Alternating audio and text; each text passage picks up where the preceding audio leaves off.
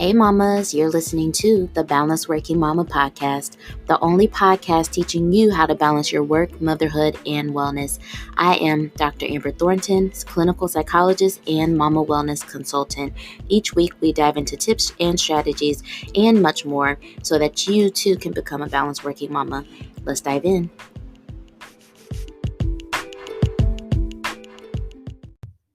Hey mamas, how are you doing? How is it going?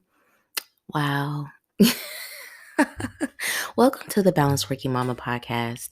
Yet again, we are here for another episode. Y'all, listen, let's check in real quick. So if you all follow me on Instagram, you know that my podcast studio, and I'm putting quotes around that, is in my basement. And the air just turned on. And so now I'm wondering if you can even hear me. I hope you can.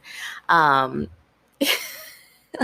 let's check in, y'all. So at the time that I am recording this, I have been working for about 2 weeks now. And look, I, I don't know what to say here. So remember the podcast episode that we had about post-pandemic transitions and working mamas transitioning back to a space and a place that feels more normal in spite of the fact that we are still in a very real pandemic. Many of us are transitioning back to work in person. Many of our children are going back to school. So many things are changing. And so there is still this carryover in terms of adjusting for me. And so I keep referencing that episode because I think that one is just really, I don't know, that one was a really important episode because that is something that I'm currently going through, but then also I know a lot of other mamas are going through as well. So if you did not listen to that one, I think that was episode 44. Definitely go back, check that one out, because that's essentially how I'm doing. I am still in the midst of transition, you all. It continues to get a little bit better. I think getting out of the house is a little bit easier in the morning. For me, leaving the home in the morning is easier than coming home in the evening. And not because I don't want to come home, but I am one that tends to feel a little bit more frazzled and overwhelmed as the days go on. And so in the evening, after a full day of working and then picking up the kids, coming home, having to put away breast milk, get everything organized and spend time with my children, I'm just a little frazzled at that point. And so I'm still working through what are the things I need to put in place so that I feel more calm in the evenings as we're coming home, because I do want to be present with my babies, which then leads me to last week's episode 45, where we talked about balanced working partners. And, you know, my husband and I, us working together as a team to ensure that every one of us, the children, himself, but also myself included, feels like they have what they need to be satisfied and whole and happy and present within our family. So we're working through the kinks of our morning and evening routines. And this is okay because this really is a process. It's a process. It takes time. But I know in a few more weeks, it'll feel more solidified, and I'm looking forward to that. Oh, y'all, my dog is barking. Oh my gosh. So with that being said, let's talk about today's episode. Today's episode features the one and only Jasmine Chanelle, founder of Mom to Mogul. And so if you know, you know. If you know, you know. But if you don't know, that's okay. And I want you to listen to today's episode so that you can become familiar. I have followed Jasmine Chanelle for probably since January of 2020. So about a year and a half now. And she has really been a key figure in my own confidence and ability to grow Balanced Working Mama. And it is because she herself is the owner of a 6-figure business that she built from the ground up. She works to help support working moms to transition from their 9 to 5s to work for themselves and become entrepreneurs. She is so amazing, you all. And so as you're listening to me talk about her, definitely follow her on Instagram at underscore Jasmine Chanelle. I'm checking my Instagram really quickly just to make sure. Yep, underscore Jasmine Chanelle. She is just so awesome, especially if you are a business owner, but also if you're just a mama with kids, because she really is just very transparent, very honest, and very vulnerable at times about her own motherhood experience. And so she and I decided to come on the podcast together just to have a conversation about wellness, about wealth, about entrepreneurship, about motherhood, you all. And I thoroughly enjoyed this conversation with her. So I hope that you all enjoy us, two Black mamas, talking about what it's like to build our businesses, experience mom guilt all the while, ask for help so that we can continue to grow these things and show up for our babies. I hope y'all enjoy this conversation. She also has a podcast, the Mom to Mogul podcast. And so if you are a mom and an entrepreneur working to build a business, hoping to exit your corporate job and go into your business full time, she is definitely a good go-to person. Check out her podcast, check out her Instagram, and also consider joining some of her programs. All right, y'all, let's get into today's episode.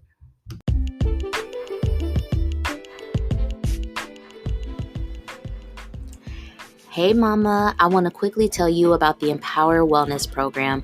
This is a dynamic 6-week group for working mothers who are tired of feeling overwhelmed, fatigued, burdened by mom guilt, but then also just not having enough time for themselves. This program takes all of that and transforms it into more wellness, more time for yourself, better priorities, community with other mothers, but then overall balance in your work, motherhood, and wellness. To learn more about the Empower Wellness Program, head over to balanceworkingmama.com. There you can find when the next program begins, what to expect, but then also how to sign up. Hope to see you in the next group.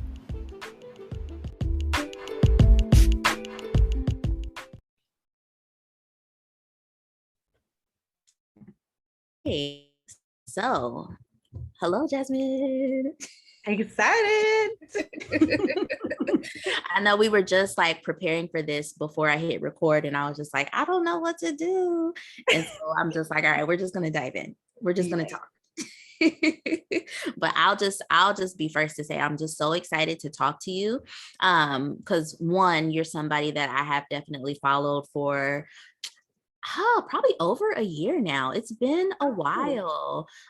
So definitely someone that I've been following and like just seeing your kids grow, your business grow, and just been so inspired by you. So just thank you for like the work that you do and inspiring all of us in the ways that you do, because it has definitely been helpful and impactful for me.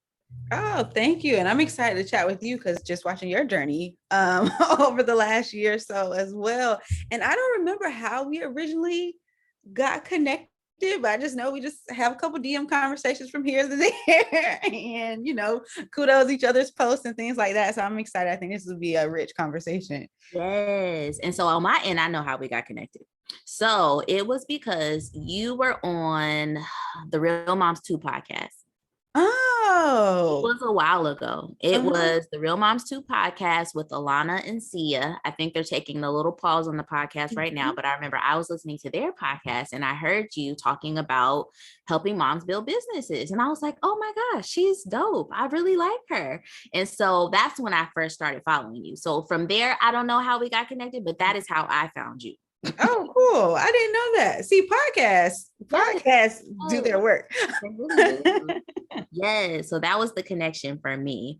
But so I guess maybe let's speak to the audience a little bit just so that they know what we're doing. Right. We are having a conversation today because I definitely wanted to have Jasmine on my podcast and vice versa, but we're just going to chat and talk about all things wellness, wealth, motherhood, business, things like that. So I'm excited to have this conversation too. Yeah, same. Likewise, I'm excited to have you on the Mom to Mogul podcast as well. So maybe we should do introductions and then go from there. So I'll let you go ahead. Okay. Thank you for thinking of that because that was not even on my radar. So my name is Dr. Amber Thornton. I am a clinical psychologist, and I have also given myself the title of motherhood wellness coach. And in February of 2020, I founded Balance Working Mama. And basically what our mission is to really help millennial mamas to completely redefine what balance looks like in motherhood. And we're doing that because from my own experience, but then also what I'm learning from other millennial mamas is that balance in motherhood has felt very unattainable. It has felt very out of reach. I think many of us grew up seeing our moms, our aunties, our grandmas self-sacrificing tremendously in the name of motherhood. And that personally scared me. And it made me think that I almost didn't want to have kids. And now I do. I have 2 kids. I have a 2-year-old and a 3-month-old. And it's great, but it's hard.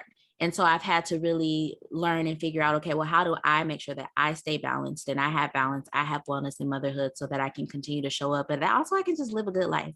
And so that's what Balanced Working Mama is all about. It's, me really helping to support other mamas in this process as I do it myself, but then also building community along the way. We have a really cool community that we're building and hoping to grow, and it is great. Awesome. And just a little background for me, my name is Jasmine Chanelle, and I'm a personal coach, personal brand coach for working moms. And so I think that is unique in how we kind of overlap and really wanting those serve those millennial moms and helping them redefine, as you say, what balance looks like. For me, on the entrepreneurial side, really just helping them see that it's okay to have ambitions and dreams outside of just motherhood, and that you don't have to wait till your kids are out of the house before you pursue some of those things, those goals and dreams that you have. And so I am the founder of the Mom to Mogul program, and then the host of the Mom to Mogul podcast, where I help corporate mamas build profitable side hustles that they can turn into full-time money so that they can make that exit from corporate, so that they have that freedom and time to spend with their kids. And even like you said, pour back into themselves. And so it has been exciting work watching women who didn't think this was possible for them turn in their 2 weeks notice and really get their businesses to places where they have that freedom and flexibility that they're looking for. So I think this will be a rich conversation around just new millennial motherhood. I think we're breaking all the rules and the molds of what motherhood has looked like in the past on all fronts. So I'm excited to talk about it. Yes. And that's so I guess, just diving right in, the one thing that really captivated me about you is just almost like the permission you give us to, like you said, just be ambitious and to show up and to be confident in the work that you're doing, the businesses that we're starting. Because I know that's a huge part of my own personal journey. Just really putting myself out here. And even like I said before, giving myself the title of motherhood wellness coach. Like no one else, I don't have a degree for that. I mean, I have a clinical psychologist degree. I don't But no one said oh, Amber, you're going to be the motherhood wellness coach, or, I did that for myself, or even just working hard on developing the programs that we're doing. It is not easy to be so ambitious as a mother. And I think, even I still battle feelings of guilt when I walk away to work on my business and stuff like that. But just hearing you and see you do your work, it's oh, okay, this is okay. Other people are doing it. Jasmine's doing it. She's helping other people do it. So that has been a huge part of my personal journey for sure. Yeah, that permission part is so important for a lot of moms, like you said, because we're looking at past generations and nobody has done it this way. And it's kind of I think if I speak from my own family background, it's just kind of people look up and their kids are grown out of the house. And then, these women who have given themselves completely to motherhood have no identity outside of that. And so now your kids are grown and getting married and things, and there's all these dynamics that come into play when you don't have that full control of their life anymore. And so I really just didn't want to get to a place where my kids were graduating and going off to college or starting their own lives, and I had fully lost myself in this role. And so I'm like, I'm not gonna wait until they go back to school to start this business. I'm gonna do it right here while they're in diapers. And a big part of the reason the program was created as well is because in the coaching space, I found that I was so uncomfortable in a Mm. lot of programs, not because, people were purposely making me feel out of place, but it was just so hard to keep up with women who did not have kids. So a lot of the first coaches I worked with were single women without kids. And so the strategies were amazing, but it just wasn't feasible when you're deprived of sleep, or when you can't just hop on a plane and go speak at conferences all over the country. And, you can't throw yourself into a full week away in a retreat in the way that somebody without kids could. And so I really wanted to fill that gap and help moms feel comfortable Mm-hmm. showing up in their business with the baby on their lap. Like, the biggest thing that I think was a permission slip for a lot of people is that I would go live with my babies. Like, I would just go live, and Yep. people were just so shocked that I didn't let the fact that the baby was making noise bother me. The people who were there to get information got what they needed. And so it opened up this space where moms didn't have to apologize for wanting both, a thriving business or a thriving career, and to be present in motherhood. Yep. Yep. And I don't know about you, but one thing that I often help moms with is just like the guilt Yeah. that they feel. Like, I know I recently did a podcast episode about that. Like, how do you even manage guilt? How do you move past it? Like, that is something that I think is so big, like on the business side of things, but then also like, I get it a lot too with moms with just taking care of themselves, Yeah. like literally having to say like, look, girl, it's okay for you to go take a moment away from your family so that you can get this exercise in. Like, that is okay. And if you feel the guilt, you can move past it. But is that something that you also experience, like as you're working with moms, but then also as you've built your business? Like, is that ever something you dealt with? Yeah, because in those early years of the business, it was hustle, hustle, hustle, because that's all I knew at the time. And that's, was the message that you got from every other business coach. It was like, you just got to grind it out, and someday you'll be able to rest. And that wasn't sustainable in motherhood, because I'm grinding to 2 or 3 in the morning. It's like, I'm not spending time with, the people I'm building this business for.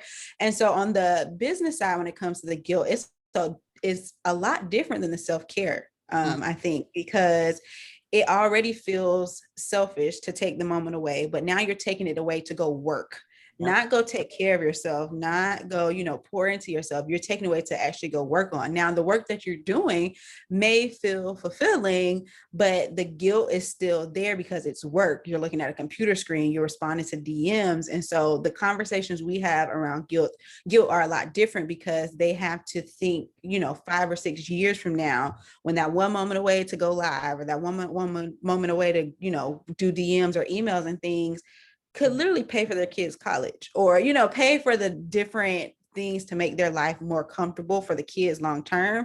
And so I think that requires a special, unique skill as well, because they have to reframe what that time away really is doing. And it's not just you working, because I think there's also guilt around working versus resting. So yeah, there's some of the differences there.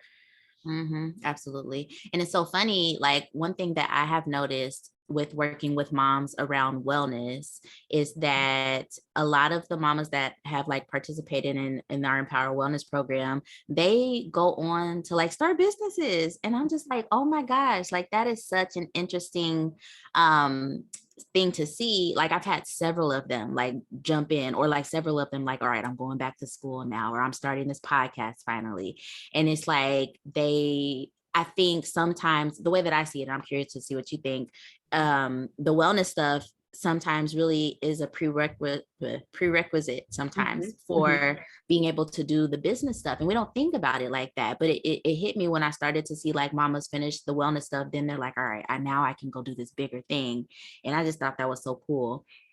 Yeah, so it spills over, because once you prioritize yourself in that way related to your wellness, then it opens your mind to all the other ways you've been sacrificing or keeping yourself small. So I think that's why it expands for a lot of people once they work on the mindset and the wellness and feeling deserving of this space to still be a woman outside of their roles as wives, mothers, girlfriends, and different things like that. They now have that open space to say, hold on, like there's some things I've been squishing in the background that I can get back to. And that's the most empowering thing I think about the thing that you're teaching as well is that that permission continues to come up, like all the ways that we have told ourselves no, or told ourselves that we're not worthy of certain things just because we are mothers, is a big mindset block that I think a lot of people have to get over even before they start to see success in the business, because a lot of women have tried and failed because they hadn't put that mindset work or that wellness first, before they sought out the, marketing and business strategy. Yeah, that is so true. Now I'm curious, like, has there ever been mamas in your program who, like, as you were working with them, like you both maybe together realized like maybe there is like this other mindset piece or this wellness piece that we have to work on first in order for you to move forward in your business? Yeah, a lot of it is around rest. So really guilt around rest. So many of the women I work with are naturally high achievers. And so they're going. Like, and I'm sure you see this in your psychology practice as well, where rest feels like something they can't do. And so what I've had to teach them or help clarify for them is that you can't get creative ideas. You can't, get in that flow if there's no rest. If your mind is on laundry, if your mind is on all the kids are doing this, or this is happening, school is starting next week, whatever that looks like, if you don't have any space for silence in your life, these creative ideas are not going to flow. Or if they do flow, there's going to be no time for implementation and execution. And so a lot of them have naturally been pushing through for generations and generations. They've been, silencing their feelings, silencing their intuition. They don't trust themselves. And now they go to do this business thing and it fails. And it's because you haven't trusted yourself along the way. And so sometimes we have to work backwards to see where you have rest in your life. Like before we start implementing the time that you're going to work on your social media, or the time that you are going to work on the content of your program, what's the time in your routine we need to insert rest, and then slowly add some of these business things. But because I have to be careful as well, because so many of them are high achievers, they will insert this business as another thing to get away from their emotions or another thing to get away from the stressors of life, just to make themselves more busy, instead of like healing through some of the mindset work. And so I have to be really careful not to give them a boatload of strategy. So we spend about the first 2 weeks of the program really looking at mindset and limiting beliefs first before we ever get them into the the launch planning and all of that stuff, because I know they'll take those plans and run with it and still have not made space for themselves where they're not creating another job. That is so funny. One, because that's even something that I'm still working on, like in my experience as an entrepreneur. Like I'd be so passionate about this stuff, I just be like, all right, let me think through this, let me put together workshop and stuff. Is just like, no, I need to rest, because I've also noticed that my best ideas come after I've had a moment where I'm just sitting, or whether I'm still, or like in the shower, like when I'm just literally being mindful about like showering, you know what I'm saying? And I think that's so important. But agree, same, like the mamas that I work with, so with our process and our program, everyone identifies a wellness goal for themselves based on a wellness assessment that they take, which I really love, because it helps to individualize the process for them as far as what they're working on. And some of them, their goals are so foundational, and like for them, they feel basic almost. And I always have to remind them, like, look, it's okay for us to just work on you getting more sleep. Like, that's fine. It's fine, because you otherwise would not have worked on this. But also, you getting more sleep now is going to mean so much more for you later, and you'll be able to do and show up and be so much more later. And so I feel you on, like, sometimes for the moms that I'm working with in the program, they're so focused on like, oh, it doesn't feel like I'm doing enough. Yes. And we have to like rework that and like unlearn that belief of like, oh, I'm not doing enough. And when it's no, resting is enough. It really is. Exactly. Yeah, I think that is so key, especially when we look at breaking these generational patterns. Yes. So we saw our moms never sit down until, everything is done, or even cooking Thanksgiving dinner or whatever. She never gets to sit down and enjoy the meal or different things like that. I think as we rewrite these things, we have to kind of look at those limiting beliefs that we're carrying around it as well about rest, and those stories that we're telling ourselves. Because I think for me personally, when I would rest, I was always waiting for the other foot to drop. Like, oh, I'm resting. Oh, girl, you ain't about to make your sales next month. Or like, I had to be careful about like, and it's like, no, like you built this plan, you've worked the process, you've set the savings aside. And so really not only just making a decision to rest, but being able to enjoy the rest and be present in the rest as well, I think is important. And it goes back to a lot of those generational things that we've been telling ourselves. So I guess my question for you is, when you're helping them, what patterns are you seeing that we're carrying from generations that you kind of have them working through? A lot. That was a triggering question, Jasmine. It just, this is so many. Oh my gosh. Like, we could talk about that all day. Yeah. Like just literally so many patterns. Like, okay, let me calm down. Patterns such as like just not feeling like you're able to ask for help. Oh, And that's a big one. Yeah. yeah, I think that's a big one. And again, I love looking at how like generational patterns, right? And I'm really fascinated about working with millennial moms because it tells us so much about the context, just in terms of society, right? Yeah. So for instance, example, my parents are baby boomers. And so in that time, things were a little bit more traditional. You know, my mom did more of like the hands-on stuff at home. My dad would be the one that would work. My mom also had a full-time job, but she still did, you know, more of the household things. And so me growing up, but then also other millennial mamas growing up and maybe seeing that if they did have two parents in the home, it can then be confusing when we're brought into our motherhood experience and feeling like we need help, but we've never seen our mothers ask for it. And so like this feeling of like, oh, I know I have this fully functional person in the home with me, but I'm still afraid to ask for the help. Or I feel like it means something about me as a mom. Another pattern I see often that we're having to unlearn is like this, how do I say this? Your value as a mother being directly tied to how much you're able to do by yourself, or, you know, things like that. Just because you can like clean the whole house in a day and do all the things, that don't mean that doesn't say anything for like how you are as a mother. That says nothing. And so having to unlearn that, because so many of us looked at our mothers and our grandmothers as like these superhuman people. And that is the value, that was their value in our families, you know, like, oh, my mom could whip up a meal out of nothing in 10 minutes. Like, you know, just stuff like that. And it's just like, well, damn, if I can't do that, then what does that say about me as a mom? You know, like unlearning things like that. Or even just, you know, the rest piece is huge, you know, because we are constantly feeling like, oh, if I sit down, then something's being missed or something's being dropped. And it's because many of us grew up seeing our moms and our grandmothers go, go, go.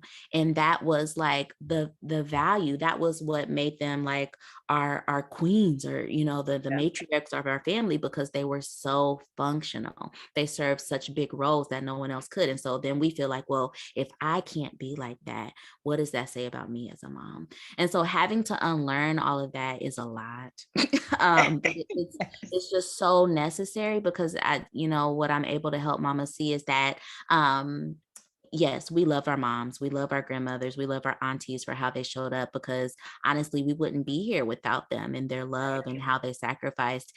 And it's okay for us to say, but no more. You know, like, we're not going to do it like that anymore. We're going to do it differently.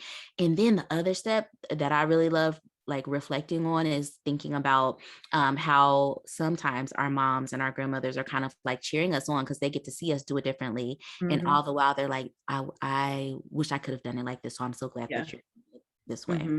So I know that was a mouthful. Yeah.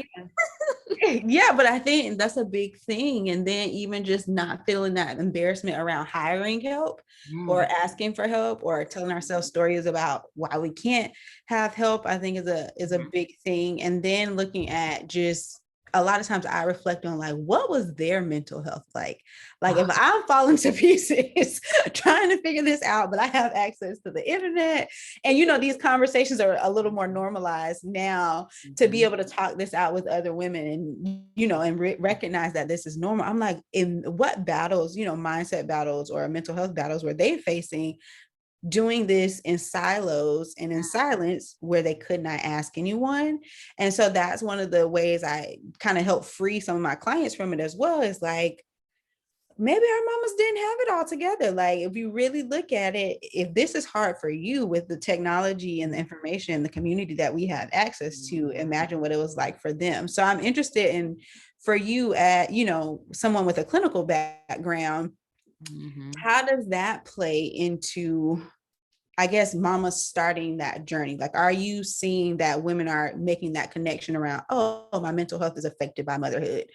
Mm-hmm. Absolutely. Mhm. And like some of them just don't even realize until they sign on for something like this. They Mhm. just don't. They just don't even think about it because like some of them are just so conditioned to think about everyone else first. Yeah.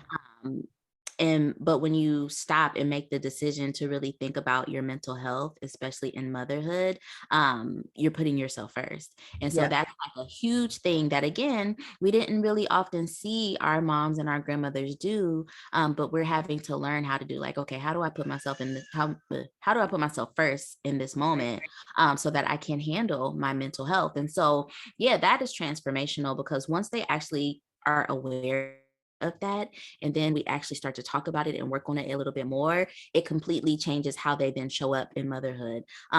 They start asking for help more. They start to expectations around even how they parent and how they show up for their kids, and just even little things like not being afraid to set boundaries around like, all right, this is mommy's quiet time, where Mhm. before they didn't even consider the fact that they need quiet time. They just assumed that, well, I'm a mom, so I'm supposed to be able to handle it all the time, and that's not true.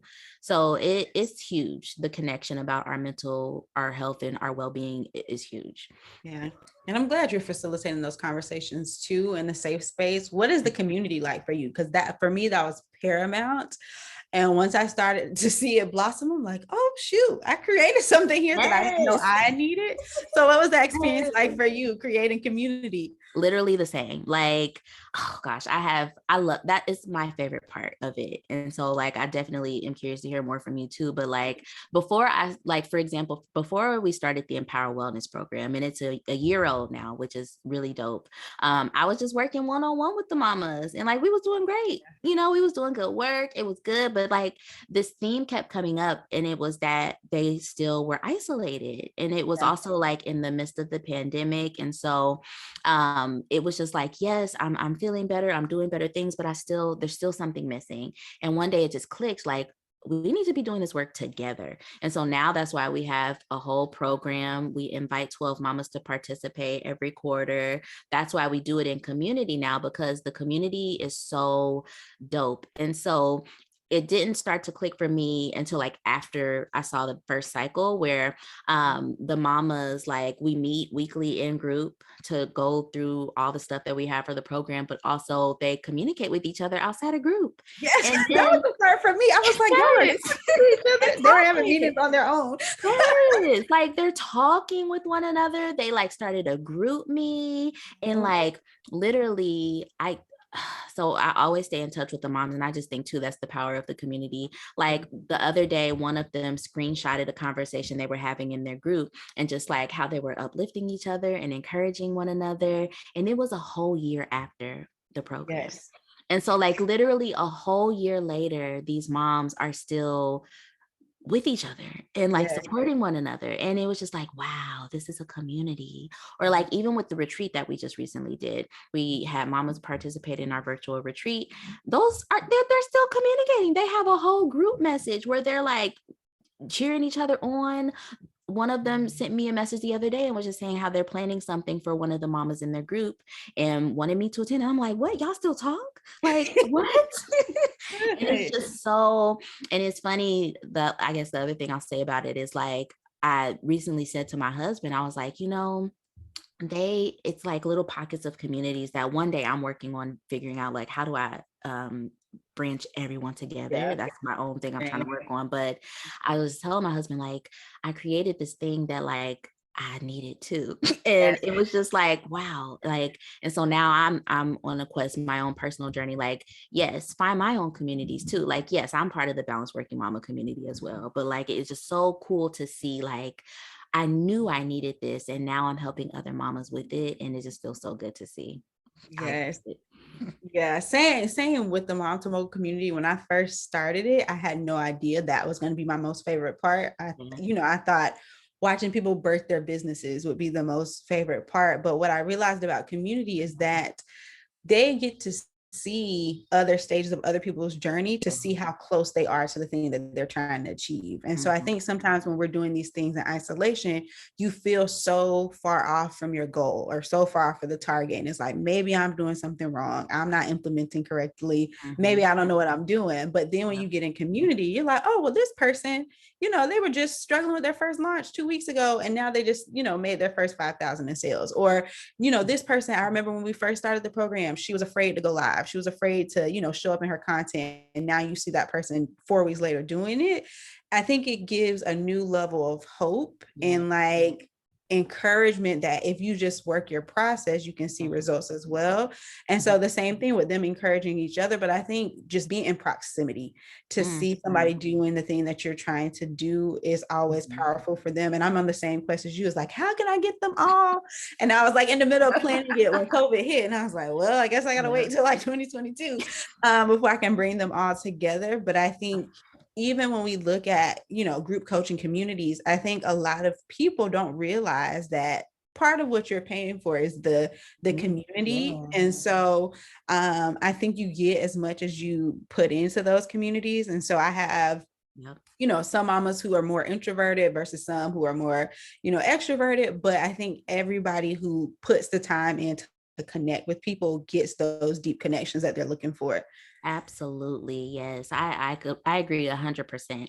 And even on our end, like we're working on wellness and our framework is that there's 9 categories of wellness for working mamas. And so people in the program are working on different aspects of wellness, but they're still learning from just watching the experience of the other. Like you said, there's just so much that you can learn by watching somebody else do their thing, Yeah. and vice versa. Like one thing that I have found that has been interesting, and I'm curious to see if it's the same for your mamas, is that not only are the moms learning from another mom, but like they're surprised to realize that they actually can like teach somebody else something, or Yes. like they have like value to add, Yeah. and like sometimes they're like, oh, I didn't realize that I could be helpful too.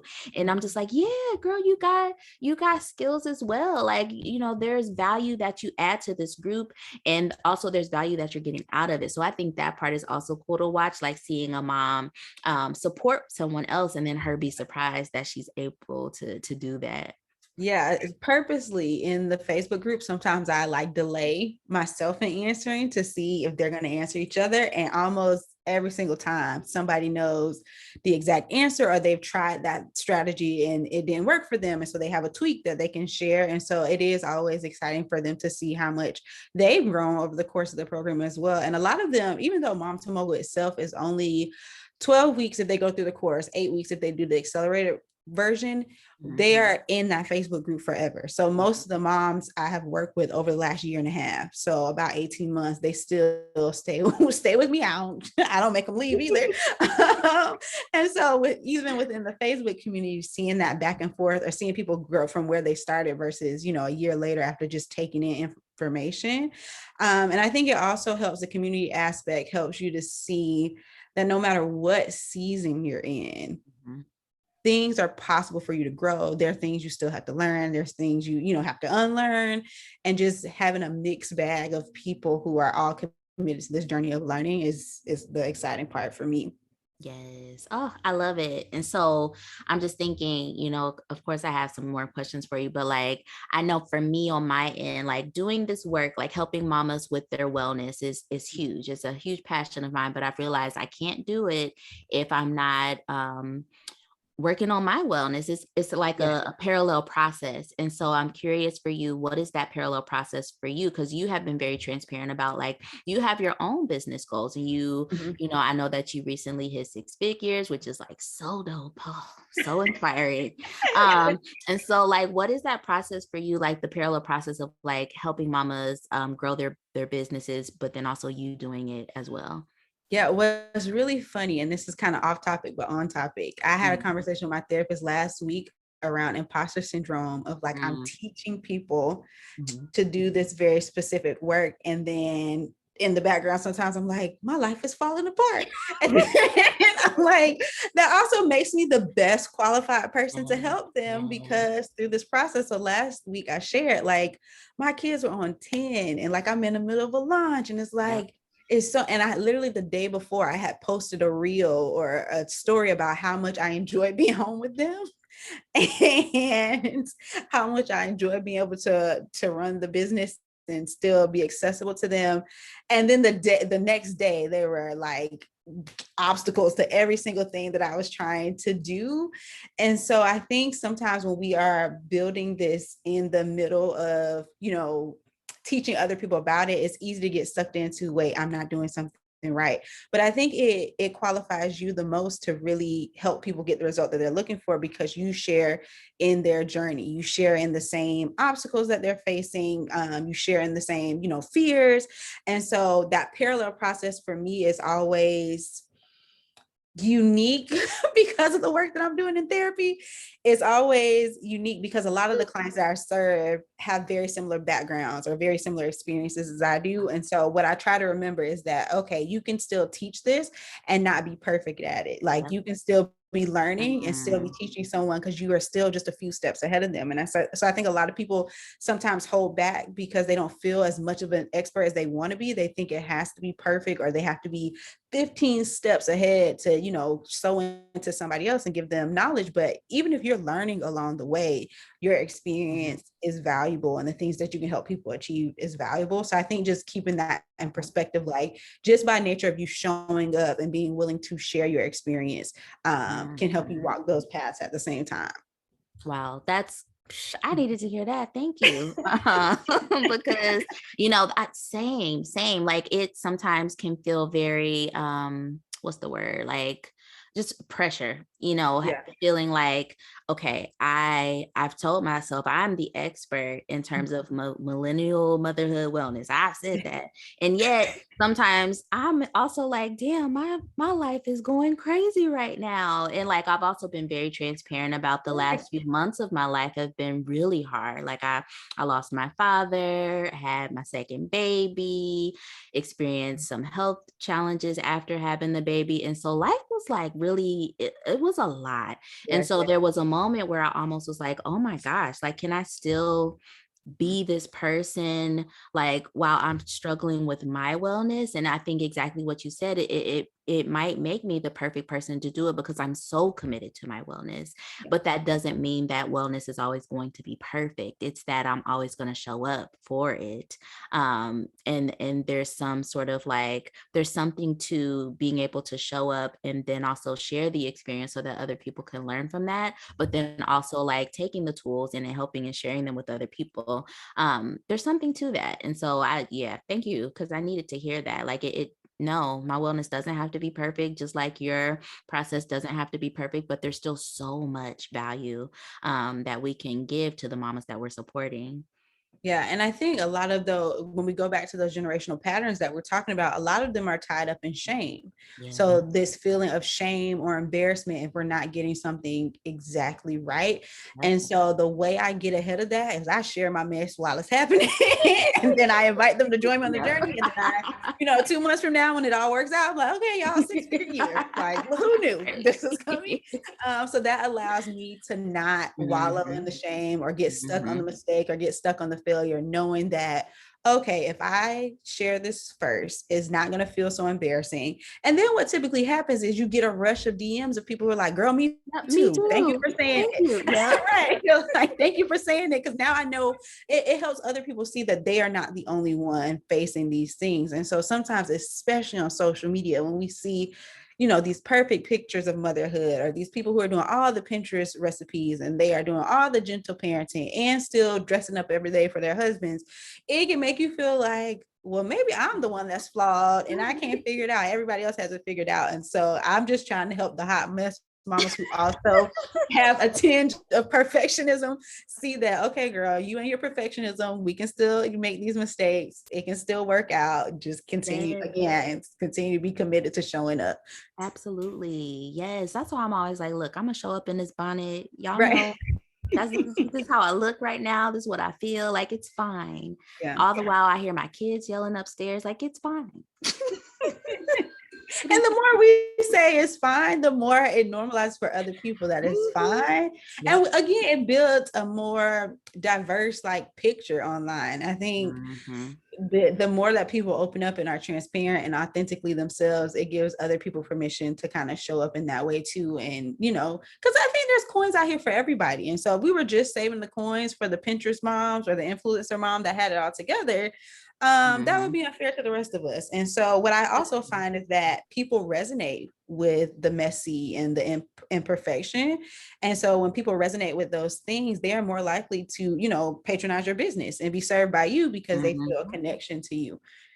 Yep. Absolutely. It's like that authenticity that is just so, like you said, people just gravitate towards that and love that. And I'm sure that that's a big part of, like, as you coach mamas, like really telling them to just show up as themselves. Because like you said, there's coins out here for everybody. You don't have to be a certain type of person. And I think honestly, that's a piece for me too, in the wellness space, like showing moms that you could just show up as you are, when you're asking for help, when you're with your children. Like, you don't have to be this perfect mom all the time. Like, just literally show up how you are. And it's fine. You know, it's okay to just be who you are in that moment. So yeah, that's huge. Yes. Agreed. I think we touched on so much in just that part. I guess my next question for you is like, what is the biggest struggle you are hearing among working moms? Because I think we both serve working moms, and so that's a little unique. So what are you hearing from them as the biggest struggles in motherhood?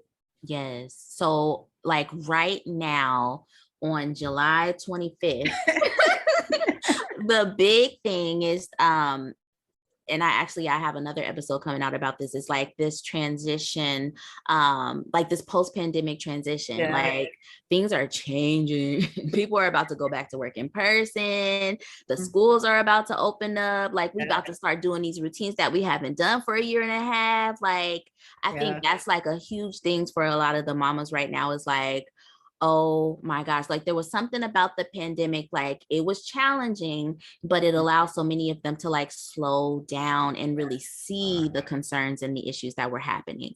And it kind of gave them a space to like really work on them in a different way. But now things are going to ramp up.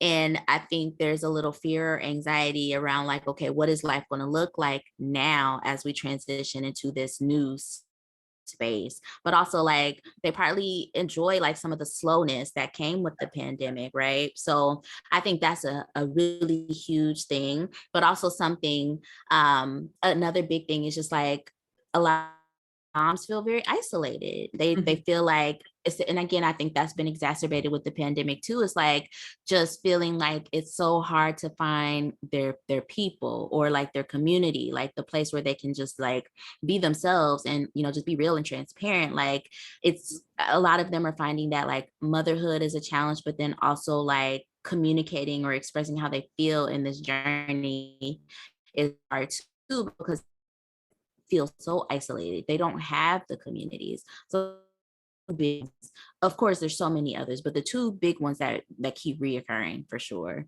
The transition back. Yeah. And I feel a lot of that too, because for the last 16, 17 months, I've been my son's playmate and teacher, my husband's coworker. Then I have my two youngest kids that I'm like trying to do Montessori toddler with and potty train and all of that. So I'm seeing some of the same concerns. What I did see last year during the pause is that a lot of people started their businesses. And so that was good for me as a coach. But what I'm interested in seeing is, now that people are returning back to work, does this move back to hobby, or does this stay at the top of mind? Like, oh, I slowed down, I want to start this business because I like being slowed down, I like being home. And so do I go all in on my business to be home more, or am I gonna, you know, I think a lot of people may find that they put their hobby to the side. I saw something random on TikTok that like animal shelters are overflowing because a lot of people got pets during the pandemic, and now that they're going back to work, they can't spend time with these pets, and so they're dropping all these pets off at the shelters, and they're like they can't take anymore. And so I'm curious if business is going to be like that for some people. They're going to put their business back on the back burner now that they have to commute, now that they have to do, you know, happy hours and after work things, or travel again for work. Yep. Well, look, you can follow along on my Instagram because I'm going to be doing that very thing, like trying to Yes. figure out like, how do I do this now? Because I was that person where it was like, all right, pandemic hit. I'm working from home, got a little bit of free time. Let me start the business. I did it. And now I'm like, oh, what does this look like now that I actually have to go work in person? And so like that is a ever evolving process for me, that I'm with, but it's definitely going to be a very new experience. So Yes. I will keep you posted on that, how that goes. Cause yeah, I can be the case study for that. But like, I think this conversation has been so rich. I think I'm trying to figure out which other last question I want to ask you before we have to go back to our children and our families.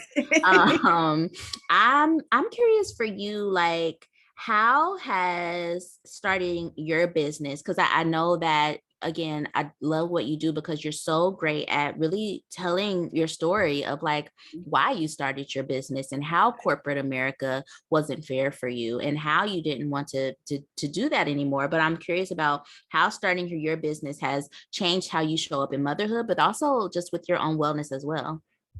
Oh, so many ways. So Mhm. the instantly when I left corporate America, I realized a weight was lifted off of my shoulders Mhm. mentally. So I had been mentally exhausted in my career for a long time, but I didn't know it. And so literally the day after I quit, all of a sudden I can hear birds chirping outside, or like I was really in tune with nature. I can hear the wind blowing. It was like so many things I had kind of been like shuffling through life, missing out on, or like, you know, when you drive home from work and you don't know how you got home, you just know Oh you left yes. work and then you were home. Yep. Like moments like I didn't realize how much I was dissociating from my life Yes. because of the burden of my corporate job. So that was the first thing. And so I became way more mindful related to wellness. And so really making space to just have quiet and peace Mhm. and, time Mhm. with my thoughts and, prayer time and things like that. Mhm. That opened up by way of starting a business. And then also being really in tune to what each of my children need. So when I first Wow. started my business, I only had one kid, and I've gone from one to three in literally under 2 years. So that was like a slap in the face. I probably would not have survived if I was still going to corporate every day. Having two under two and then a 7-year-old, but really like paying attention to like their love languages and their temperament Yep. and their personalities, and really being able to be dialed into what parts of motherhood are triggering. A Yeah. lot of things I was not feeling or experiencing because I was so bogged down at work. And so Mhm. now I got all these new emotions. So at first I thought I was just stressed pandemic wise, but it's like, no, you're in tune to your emotions now. Welcome. And so in therapy over the last year and a half, I've been with her about a year. So the last year, really tapping into my emotions and really seeing what's triggering to me and how to reparent myself. And all of those things have opened up, because not only does the business provide the income, because I think we have to be very truthful about how financial stress affects your mental stress and your space for all these other things. And so like being able to improve my exercise and my eating, all of that came from having more time freedom and having more financial freedom brought on by the business. And so I think in order to move from a place of surviving to thriving, they go hand in hand. Like people need more money to be able to experience some of the wellness things, in order to be able to take a break, or in order to be able to invest in self-care. And so a lot of that living paycheck to paycheck affects how much you're paying attention to your eating, how much you're paying attention to your body, and even sometimes how much you're paying attention to your kids, because you're just trying to put food on the table for them and go to the next thing. And so I think gaining that freedom with my time, gaining that freedom in my finances opened up this new space of energy where I can focus on conscious parenting now. Like I can, rewrite my diet and my exercise and really look at, I can pay attention to my skincare. I can get in therapy. All these other things opened up from having that freedom with my time and my money. I love that. I really do. So inspiring. I love it. So thank you so much, Jasmine, for like having the conversation with me, and just us chatting. Like this was really, really dope. Hopefully we can do it again soon. Yes, this was good. Yes, yes. I'm trying to think if there's anything else. I have one for Um, you. I yes. have one last one for you. How has it been going from one kid to two? Ooh. because going from 1 to 2 wasn't as hard for me. It was going from 2 to 3 because of the age different, but I know your kids are in that age gap. Mhm, The mhm. 2 under 2.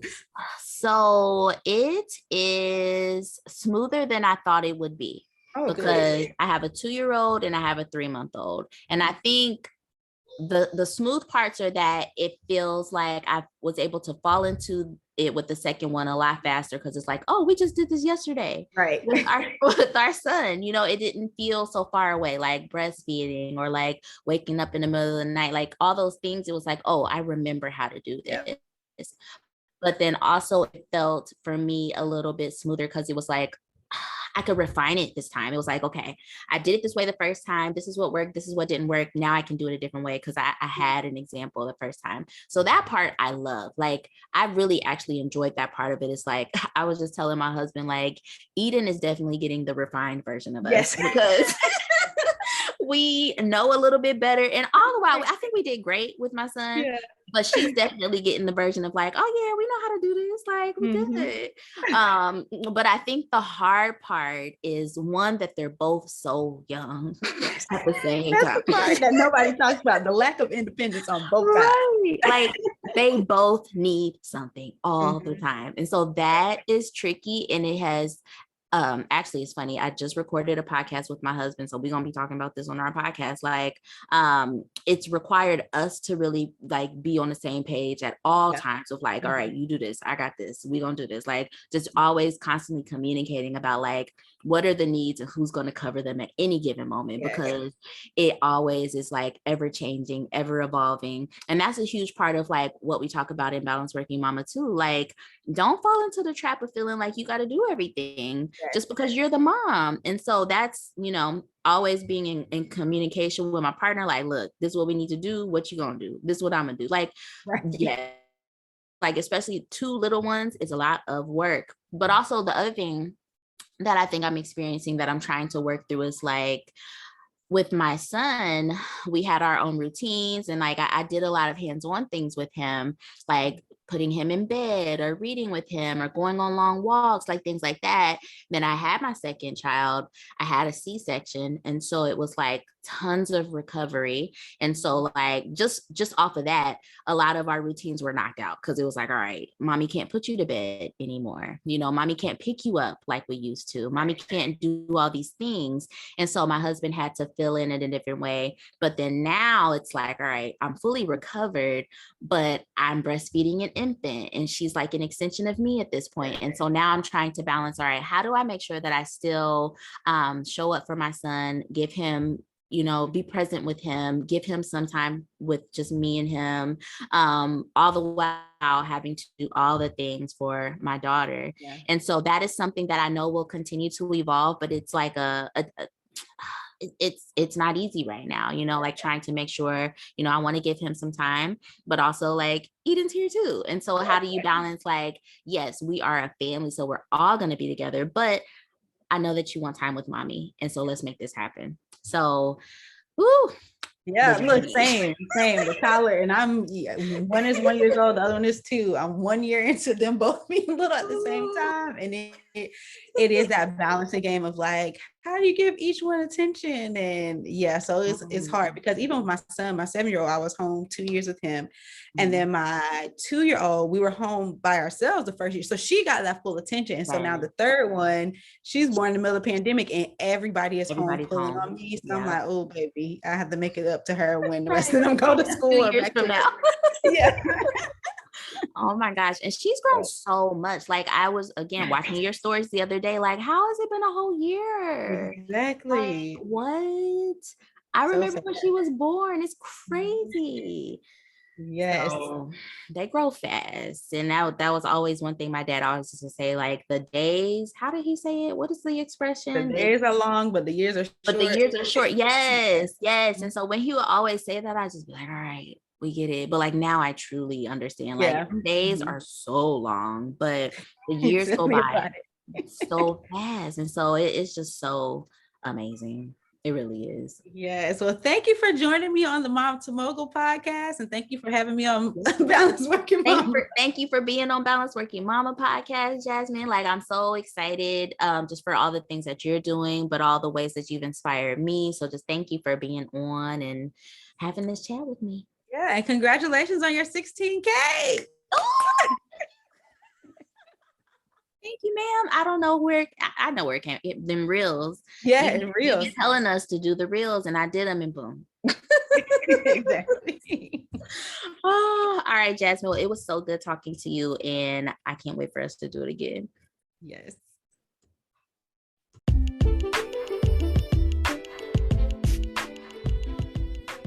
Hey mama, Balanced Working Mama is growing. I want to make sure that you stay connected and up to date with everything happening over here. So you don't miss any of the good stuff, head over to balancedworkingmama.com, sign up for the newsletter.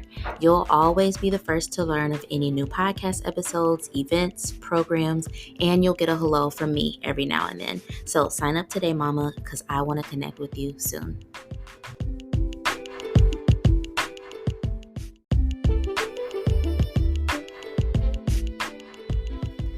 Hey mama, thank you for listening to the Balanced Working Mama podcast. If you love this podcast, please be sure to rate it and share it with another mama that you know. And don't forget to follow me and Balanced Working Mama on Instagram. I'll talk to you soon.